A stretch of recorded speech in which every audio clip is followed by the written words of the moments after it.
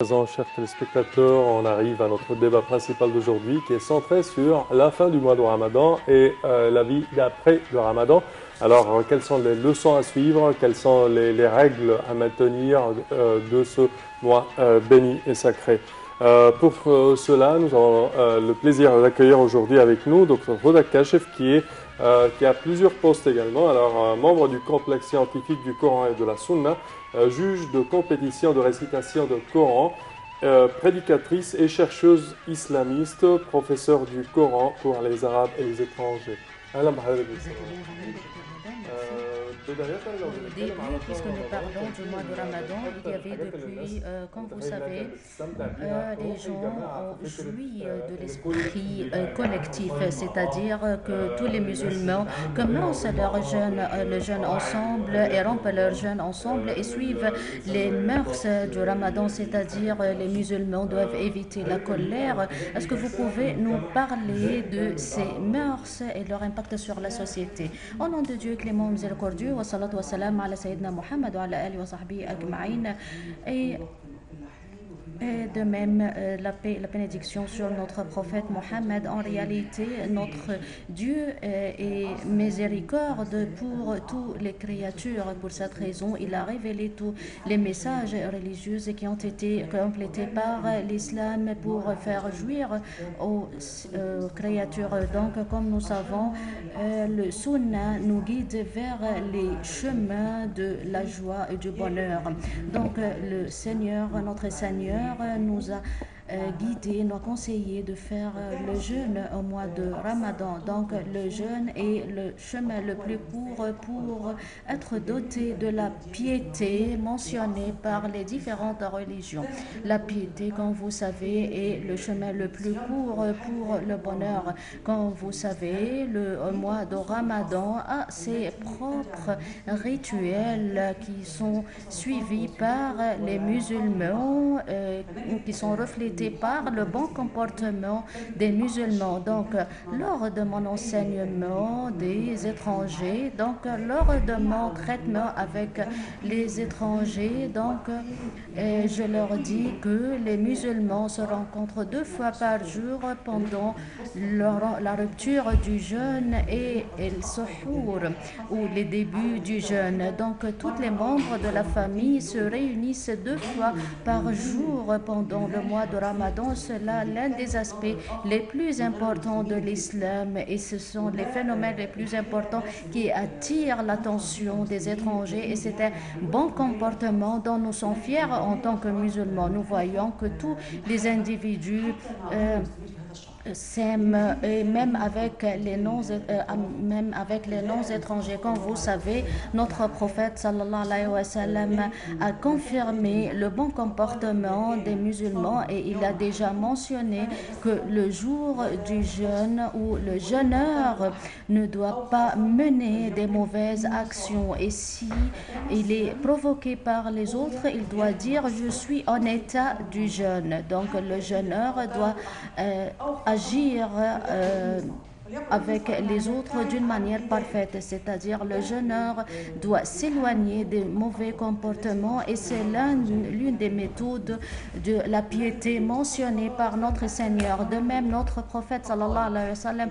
a déjà confirmé dans la plupart des hadiths le bon comportement, le bon traitement avec l'autrui. Notre prophète a souligné l'importance du bon traitement et les bonnes relations avec l'autrui.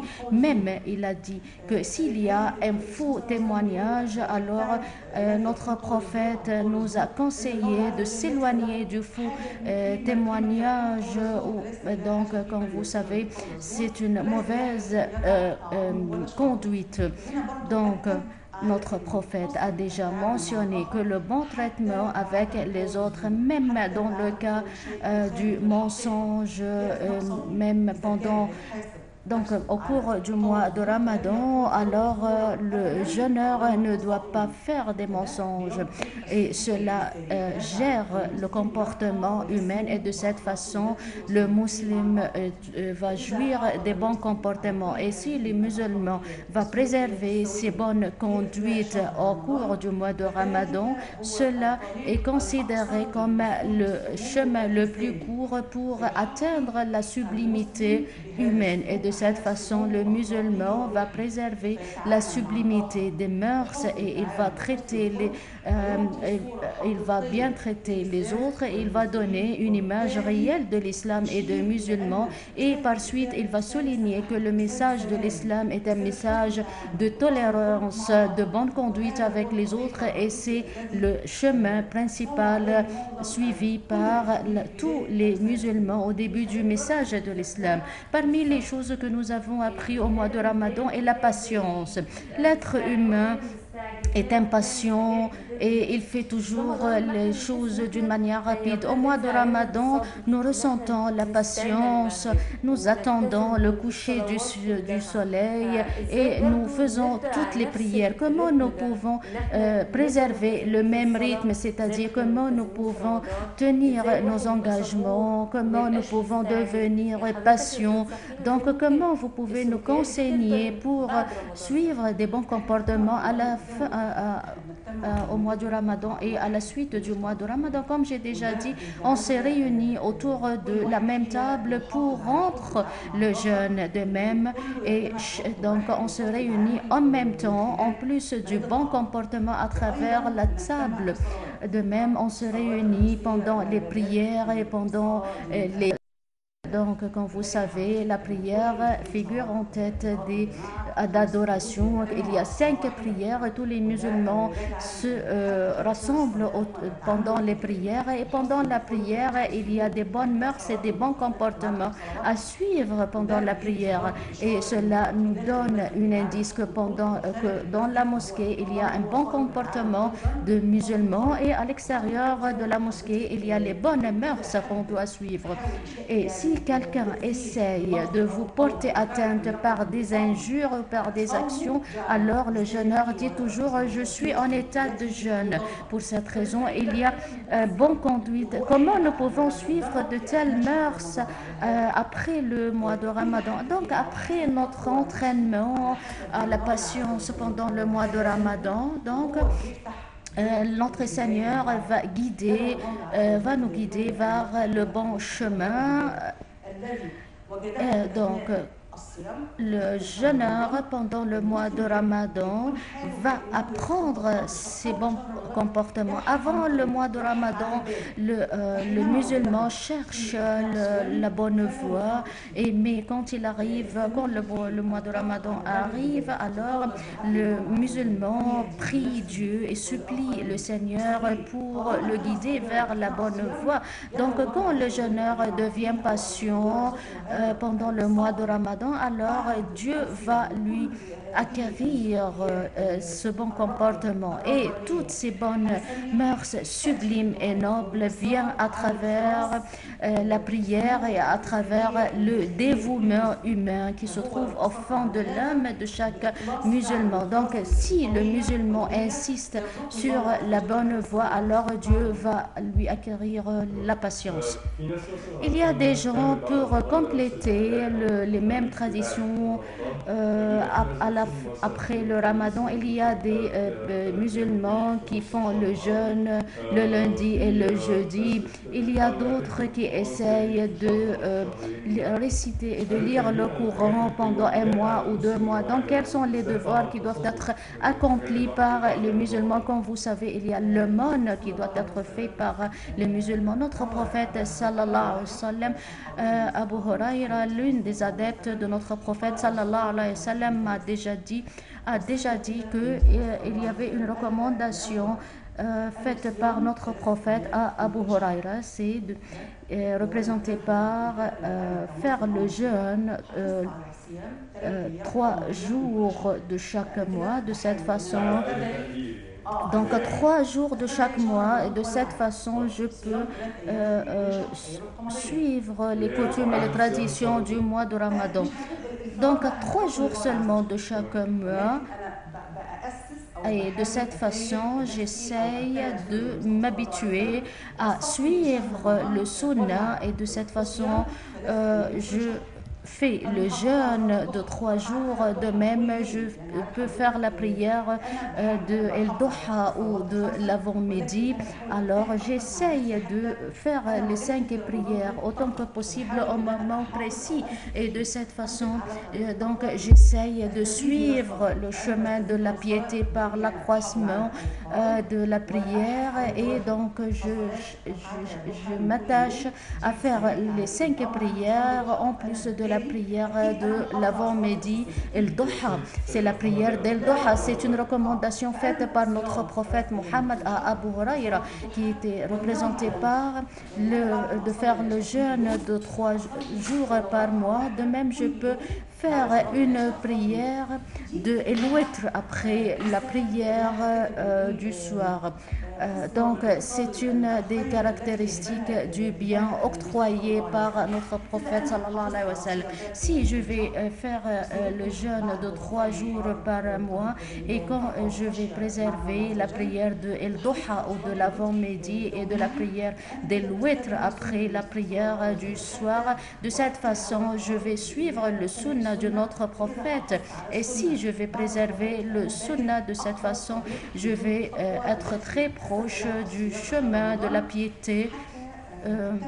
Et pour suivre, donc j'essaie autant que possible de suivre ce chemin tout au long de l'année. Et donc, au cours du mois de Ramadan, il y a une sorte de auto-jugement de la personne.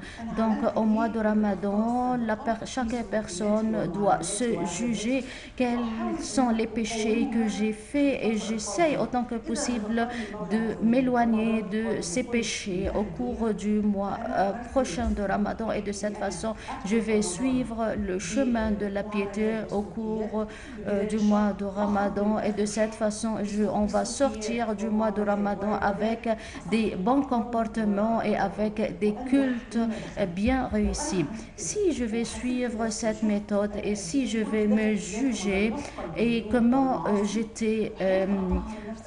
j'ai fait des péchés avant le mois de Ramadan et si j'essaye de me repentir au mois de Ramadan, alors je vais parvenir à la pureté de l'âme et à la fin je vais réussir à purifier mon âme et à suivre le bon comportement. Et de cette façon, je vais prier et supplier Dieu pour qu'il me guide vers la bonne voie à la fin du mois de Ramadan. Et de cette façon, j'ai réussi avec moi-même et de cette façon, j'ai déployé des efforts louables au cours du mois de Ramadan par la prière et par l'attachement à la voix du guide.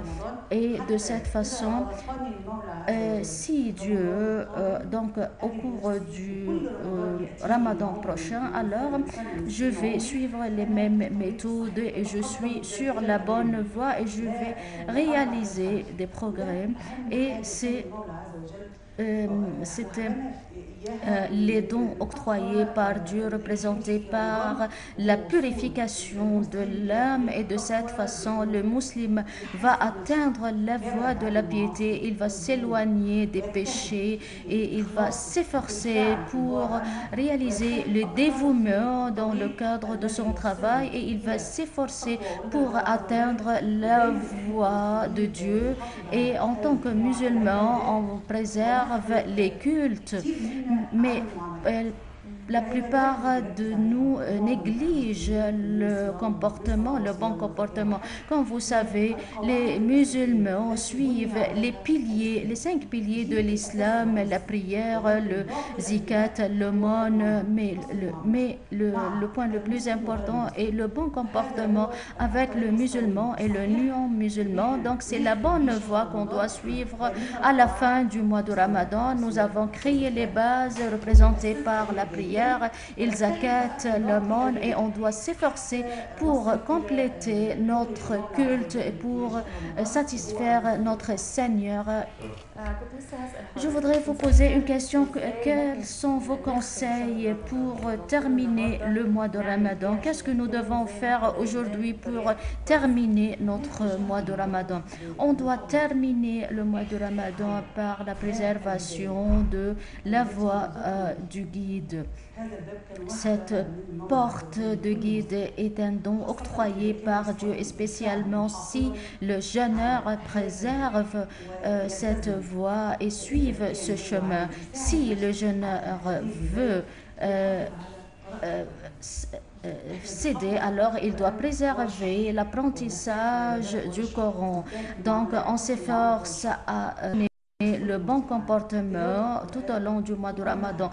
Donc le musulman doit lire le Coran tout au long de l'année et non pas seulement au mois de Ramadan. Donc la lecture du Coran est le chemin le plus court de la piété, et comme j'ai déjà dit, nous pouvons faire le jeûne 3 jours par mois et on doit s'efforcer à préserver les prières et à faire l'aumône et zakat al-fitr ou le zikat, l'aumône du petit Bayram.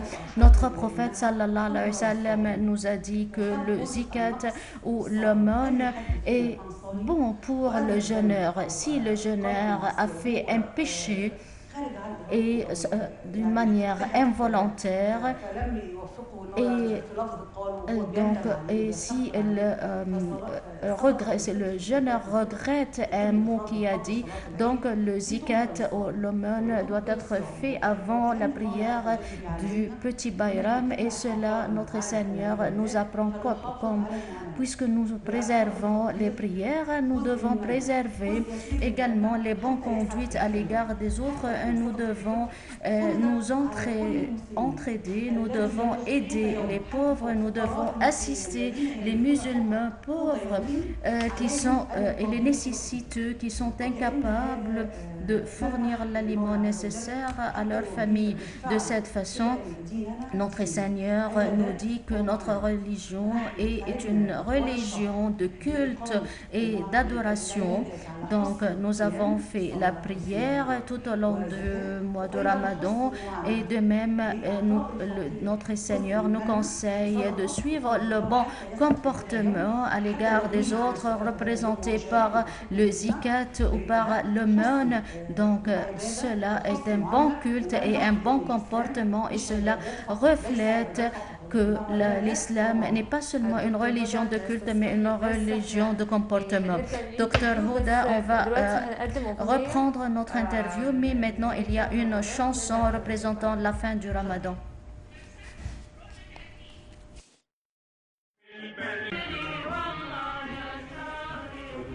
Docteur Houda, puisque nous parlons des choses que nous devons faire après le Ramadan, nous pouvons mentionner les instructions faites par notre prophète. Donc après le Ramadan, nous avons le mois de Shawwal. Notre prophète sallallahu alayhi wa sallam nous a guidés vers le chemin de la préservation de la piété. Donc après le Ramadan, il y a le mois de Shawwal. Notre prophète sallallahu alayhi wa sallam a déjà mentionné que après le jeûne de Ramadan, celui qui fait le jeûne du Ramadan suivi par 6 jours au mois de Shawwal est considéré comme une personne qui a fait le jeûne de toute l'année. Donc, quand on fait le jeûne du Ramadan, suivi par le mois de Shawwal, de cette façon, on fait le jeûne de 6 jours du Shawwal, comme si nous avons fait le jeûne de 12 mois de l'année. Et c'est un chemin mentionné par notre prophète. Et de cette façon, nous sortons du mois de Ramadan, intensifié par les cultes, suivi par un autre mois. Et au lieu de faire le jeûne de 30 jours, on fait le jeûne de 6 jours et on va suivre ce système. Si tu vas faire le jeûne 3 jours par mois de cette façon, je vais préserver le jeûne qui va nous mener à la piété de l'âme. Et de cette façon, à travers le jeûne de 3 jours par mois, je vais préserver l'humanité et de cette façon, je vais bien traiter les autres. Et de cette façon, c'est l'un des aspects de la préservation des comportements humains au mois de Ramadan. Si j'ai une intention, j'ai l'intention de faire sadaqa ou de faire l'aumône chaque mois en faveur des pauvres. De cette façon, je continue la préservation de toutes les cultes faites au mois de Ramadan. Donc, je peux faire l'aumône tout au long de l'année. L'aumône ou as-sadaqa purifie l'âme est considérée comme la méthode ou le chemin la plus courte pour guérir les passions. Donc, les passions peuvent guérir à travers l'aumône. Donc, vous avez les différentes méthodes suivies au mois de Ramadan et pendant les autres mois de l'année. Donc, si je vais préserver les prières au moment précis et si je vais faire l'aumône sadaqa et si je vais faire le jeûne de 3 jours et si je vais préserver les bons comportements, de cette façon je vais suivre le bon choix, le bon chemin. En tant que musulman, on doit se concentrer sur les bons traitements qui sont considérés comme le chemin le plus court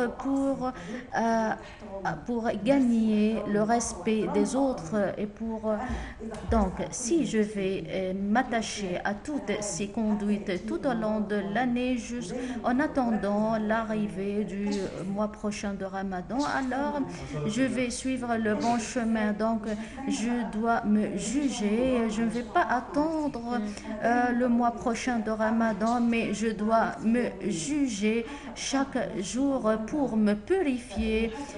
Donc l'auto-jugement quotidien élimine les péchés que j'ai faits et de cette façon je vais commencer un nouvel jour plein de guides avec les bonnes intentions et avec le dévouement et avec la demande du repenti. Et de cette façon, mon Seigneur va me guider vers les bons chemins et avec la bonne conduite avec les autres. De cette façon, je serai un bon musulman qui va fournir le bien pour les autres. Docteur Huda, je voudrais rappeler les téléspectateurs le zikat et le fitr, le dernier. Donc, il y a des musulmans qui payent ou qui font le zakat au début du mois de Ramadan. Mais à la fin, il y a d'autres qui font le zakat ou l'aumône avant le petit Bayram. Donc le zikat et le fitr, comme j'ai déjà dit, même si c'est un pauvre, alors il doit faire l'aumône et le zikat et le chef de la famille doit compter le nombre de la famille et il va payer pour chaque individu 20 livres égyptiens. Si la famille est composée de 5 membres, alors il va faire l'aumône de 100 livres égyptiennes et ça sera une bienfaisance faite par le chef de la famille. Et ce chef doit faire el sadaqa pour compléter le jeûne du Ramadan. Donc, le sadaqa doit être fait par le père, l'époux ou père, le chef de la famille. En cas de l'absence du père, le chef de la famille peut assumer cette responsabilité. Même si c'est un serviteur qui est responsable de cette famille, il est responsable il est responsable de faire l'aumône. Donc, on essaie de réaliser ce qu'on appelle l'entraide sociale.